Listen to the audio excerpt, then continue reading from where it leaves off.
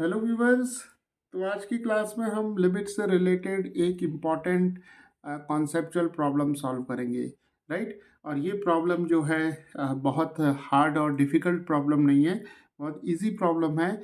लेकिन यहाँ पर हम देखेंगे कि कैसे हम इस प्रॉब्लम को कॉन्सेप्ट्स का यूज़ करके स्टेप बाय स्टेप कैसे सॉल्व करेंगे। राइट। तो चलिए शुरू करते हैं। तो देखिए यहाँ पर हमें कैलकुलेट करना है limit x tends to zero greatest integer of 100x। Right. तो अब देखिए जब भी हमारे पास ग्रेटेस्ट इंटीजर फंक्शन या फ्रैक्शनल पार्ट फंक्शन हमारे पास आता है तो हम क्या करते हैं कि डायरेक्ट हम x की वैल्यू यहाँ पर नहीं रख सकते। राइट। तो इसके लिए क्या करते हैं हम कि ग्रेटेस्ट इंटीजर फंक्शन या फ्रैक्शनल पार्ट फंक्शन की जो डेफिनेशन है उसे हम यूज़ करते हैं। राइट। तो अब हम यहाँ देखेंगे कि ये जो फंक्शन हमें दिया हुआ है ग्रेटेस्ट इंटीजर ऑफ 100x, इसकी लिमिट एग्जिस्ट करेगी या नहीं करेगी when x tends to zero. Right. तो इसके लिए हम क्या करेंगे, राइट हैंड लिमिट फाइंड करेंगे और left hand limit find out करेंगे। राइट। और देखेंगे कि क्या ये दोनों लिमिट्स आपस में इक्वल हैं या नहीं है। राइट। तो ये प्रॉब्लम जो है हमारी बहुत इम्पॉर्टेंट और कॉन्सेप्चुअल है। चलिए देखते हैं कि कैसे हम राइट हैंड लिमिट और लेफ्ट हैंड लिमिट यहाँ पर फाइंड आउट करेंगे।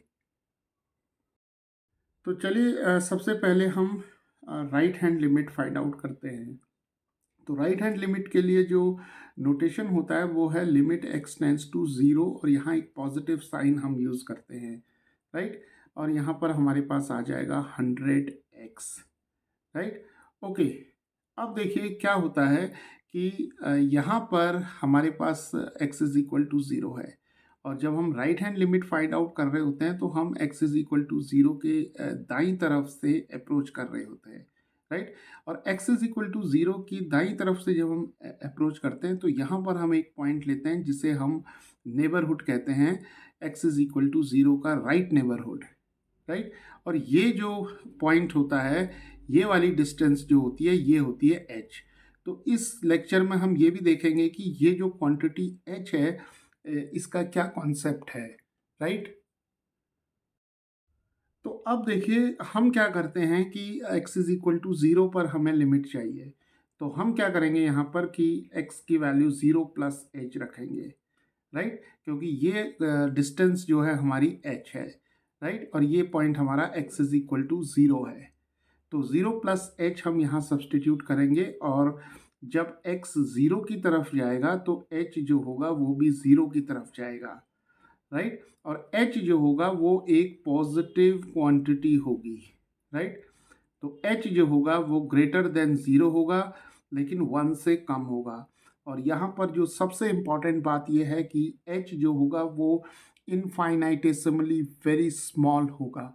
राइट। और हम यहाँ पर ये भी देखेंगे h की पर्टिकुलर वैल्यू रखकर कि कैसे हम इस तरीके की लिमिट्स को जो है विजुलाइज कर सकते हैं और कैसे हम इसे सॉल्व करते हैं। राइट।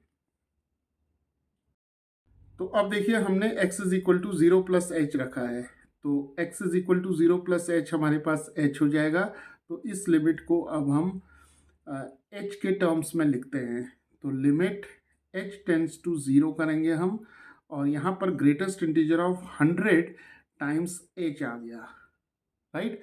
तो अब देखिए जब हमारे पास ग्रेटेस्ट इंटीजर ऑफ 100 h आ गया और h टेंस टू ज़ीरो है, तो हम यहाँ पर डायरेक्ट h की वैल्यू नहीं रख सकते।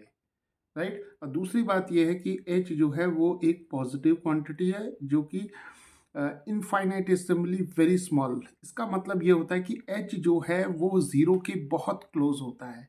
राइट। और बहुत छोटी क्वांटिटी होती है, तो यहाँ हम h की एक पर्टिकुलर वैल्यू लेके चलते हैं। राइट। तो चलिए मैं h की वैल्यू जो है यहाँ पर ले लेते हैं, मान लेते हैं 10⁻⁻⁶। राइट। तो जिसे हम लिख सकते हैं 1/10⁻⁶। तो ये हो जाएगा हमारे पास 1/, यहाँ पर हम ज़ीरोस लिख लेंगे, मतलब ज़ीरो ज़ीरो और ज़ीरो आ जाएगा। राइट। तो यहाँ पर हमारे पास 10 लैक्स आ जाएगा। तो देखिए h जो है 10⁻⁻⁶ है। तो इसे अगर हम डेसिमल में लिखेंगे तो हमारे पास आ जाएगा 0.000000 और यहाँ पर हमारे पास 1 आ जाएगा, राइट।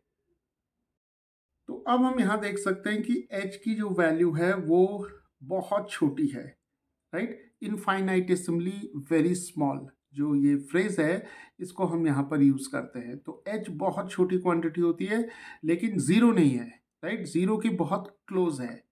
तो अब अगर हम 100h यहाँ पर कैलकुलेट करें, जो ग्रेटेस्ट इंटीजर फंक्शन के अंदर जो क्वांटिटी है इसे हम कैलकुलेट करते हैं। तो अगर हम 100h को कैलकुलेट करेंगे तो हमारे पास आएगा 100 टाइम्स 10⁻⁻6, राइट। तो यहाँ पर हमने 10⁻⁻6 सिंप्लिसिटी के लिए भी ले लिया कि कैलकुलेशंस जो है वो इजीली हो जाए, राइट। तो हमारे पास 10⁻6 है, यहाँ पर 10⁻2 है, तो हमें मिल जाएगा, देखिए 10⁻⁻4, और ये हो जाएगा 1/, हमारे पास आ जाएगा 10,000, राइट। तो जिसे हम लिख सकते हैं 0.0001। तो अब देखिए जो 100h है, 100h की वैल्यू जो है वो ये है 0.0001, और इसका अगर ग्रेटेस्ट इंटीजर हम निकालें 0.0001 का, तो देखिए ग्रेटेस्ट इंटीजर फंक्शन की अगर हम डेफिनेशन का यूज़ करेंगे तो ये क्वांटिटी जो होगी ये 0 और 1 के बीच में होगी और 0 के बहुत पास होगी ये वाली क्वांटिटी, राइट। तो इसकी वैल्यू जो हो जाएगी वो 0 हो जाएगी।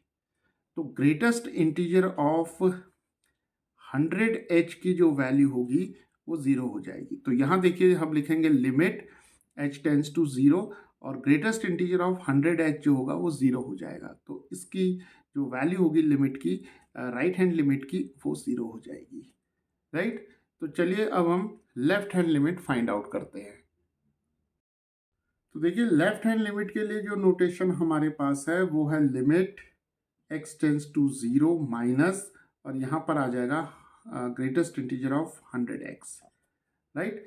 तो अब जब हम लेफ्ट हैंड लिमिट कैलकुलेट करते हैं तो हम x इज इक्वल टू 0 के बाईं तरफ से x इज इक्वल टू 0 की तरफ मूव करते हैं, राइट।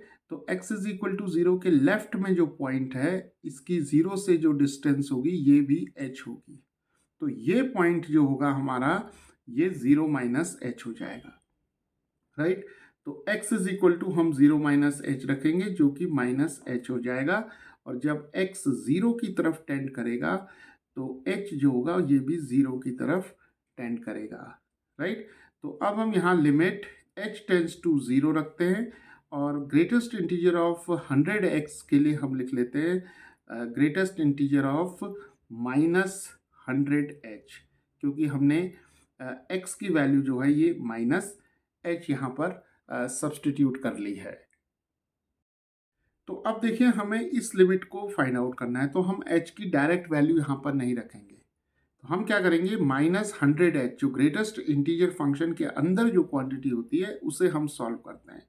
तो -100h की वैल्यू क्या होगी, 100 तो हो जाएगा 10 का स्क्वायर, और h जो है हमारा ये 10 की पावर -6 है, राइट। तो ये हो जाएगा -10⁻⁻4।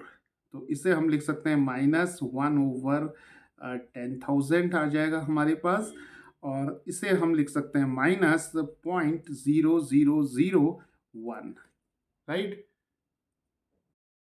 तो अब देखिए यहाँ पर 0 था, ये 1 है, तो यहाँ पर हम -1 ले लेते हैं। अब ये क्वांटिटी जो है यानी कि -100h, -100h है, -0.0001, राइट। तो ये क्वांटिटी जो होगी वो 0 और -1 के बीच में लाई करेगी, लेकिन 0 के बहुत पास होगी, राइट। तो जैसे 0.0001 जो था ये 0 के राइट की तरफ लाई करेगा, राइट। और ये वाली क्वांटिटी या ये नंबर जो होगा वो 0 के लेफ्ट की तरफ लाई करेगा।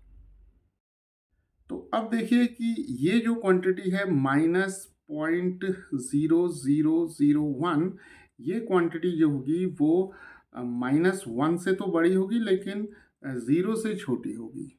तो इसका जो ग्रेटेस्ट इंटीजर आएगा, इसका ग्रेटेस्ट इंटीजर जो होगा वो -1 आ जाएगा, राइट। तो यहाँ पर हमारे पास देखिए अब क्या दिया हुआ है, जो लेफ्ट हैंड लिमिट है वो हो जाएगी हमारी लिमिट h टेंस टू 0 और greatest integer of -100h, greatest integer of -100h जो होगा वो आ जाएगा ग्रेटेस्ट इंटीजर ऑफ -0.0001, जो कि हमारे पास होगा -1, राइट। तो यहाँ हम -1 लिखेंगे, लिमिट के नोटेशन को हटा देंगे क्योंकि यहाँ पर हमारे पास h में कोई क्वांटिटी नहीं है, तो ये -1 हो जाएगा। तो लेफ्ट हैंड लिमिट जो होगी इस फंक्शन की व्हेन x टेंस टू 0, ये -1 होगी, राइट। और राइट हैंड लिमिट हमने कैलकुलेट की थी 0। तो अब देखिए यहाँ पर राइट हैंड लिमिट 0 है और लेफ्ट हैंड लिमिट -1 है, राइट। और किसी भी फंक्शन की जब लिमिट जो है वो एग्जिस्ट करती है किसी पॉइंट पर, गिवन पॉइंट पर, तो राइट हैंड लिमिट और लेफ्ट हैंड लिमिट दोनों को इक्वल होना होता है, राइट। तो राइट हैंड लिमिट इस केस में 0 है और लेफ्ट हैंड लिमिट जो है वो -1 है। तो ये दोनों जो है लिमिट्स 0 और -1 इक्वल नहीं है, तो right hand limit is not equal to left hand limit. तो हम यहाँ कह सकते हैं कि इस फंक्शन की जो लिमिट है ये यहाँ पर एग्जिस्ट नहीं करेगी, right. So the limit of this function greatest integer of 100x when x tends to 0, it doesn't exist because RHL is not equal to LHL, right। तो इस तरीके से हम लिमिट्स के जो इस प्रकार के प्रॉब्लम्स हैं इन्हें हम सॉल्व कर सकते हैं।